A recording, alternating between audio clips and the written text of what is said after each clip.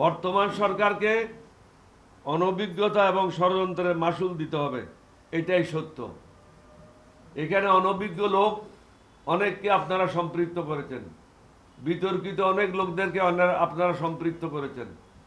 হাসিনার তাবেদার বাহিনীরা এখনো সরকারি চাকরিতে বহাল আছে বিভিন্ন জায়গায়, আমি একটা জায়গায় বলবো না, বিভিন্ন জায়গায়। সুতরাং তারা হাসিনার কাজ করবে, আপনার কাজ করবে না। এখনো কোনো বড় দুর্নীতিবাজ ধরা পড়ে নাই, এটাই দুঃখের বিষয়। এখনো কোনো বড় দুর্নীতিবাজ 3 মাস হয়ে যাচ্ছে ট্রায়ালে যায় নাই। কেন যায় নাই?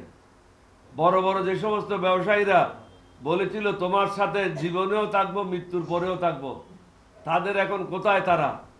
তাদের সম্বন্ধে কোনো ব্যবস্থা নেওয়া হচ্ছে না কেন? এই নজরুল বলেছিল হাসিনার সরকার বারবার দরকার। এই নজরুলকে কি করেছেন আপনারা? জেলখানায় আছে। জেলখানায় থাকলে তো হবে না, তাকে ফ্লোরে শোয়ে দেন।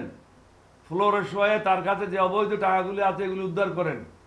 বড় বড় ব্যবসায়ীরা যে সমস্ত অবৈধ টাকা নিয়ে বসে আছে, বড় বড় অফিসাররা যেভাবে টাকা রোজগার করেছে অবৈধভাবে, তাদেরকে আর্মি ব্যারেকে বা পুলিশের ব্যারেকে ফ্লোরে শোয়ে দেন এবং তাদের কাছ থেকে জনগণের টাকাগুলি উদ্ধার করার ব্যবস্থা নেন। তাদেরকে জেলে দিয়ে তো আমার লাভবান হব না।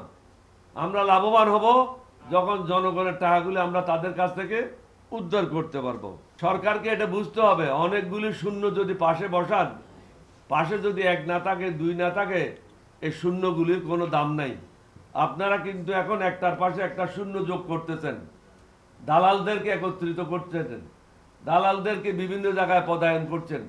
তাদের কাছ থেকে নতুন জেনারেশনের জন্য মঙ্গল কিছু কামনা করবেন না। এলডিপি আপনাদের সাথে আছে, এলডিপি আপনাদের সাথে থাকবে, শক্তভাবে থাকবে, কাপুরুষের মতো থাকবে না। যদি মাঠে ময়দানে আপনাদেরকে সাহায্য করার জন্য সংগ্রাম করতে হয়, আমরা থাকব। যে সরকার এসেছে ক্ষমতায় প্রায় 3 মাস, বেশি। জনগণের রক্ষিত টাকা ব্যাংকে আছে, কিন্তু আমি আমার টাকা উত্তোলন করতে পারছি না। এটার জন্য প্রধান উপদেষ্টা মহোদয় কি উত্তর দেবেন? আমার টাকা আমি পাচ্ছি না, কি কারণে পাচ্ছি না? তাহলে আপনারা 3 মাস কি কাজ করলেন? আমি যদি ব্যাংকে যাই, আমার প্রয়োজন 5 লক্ষ টাকা, আপনি আমাকে দিচ্ছেন 5,000 টাকা।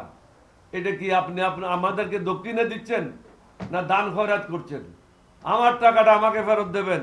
এটাতে এত সমস্যাটা কোথায়? আপনি এটা ব্যবস্থা নেন, জনগণের দুঃখ দুর্দশা বুঝার চেষ্টা করেন।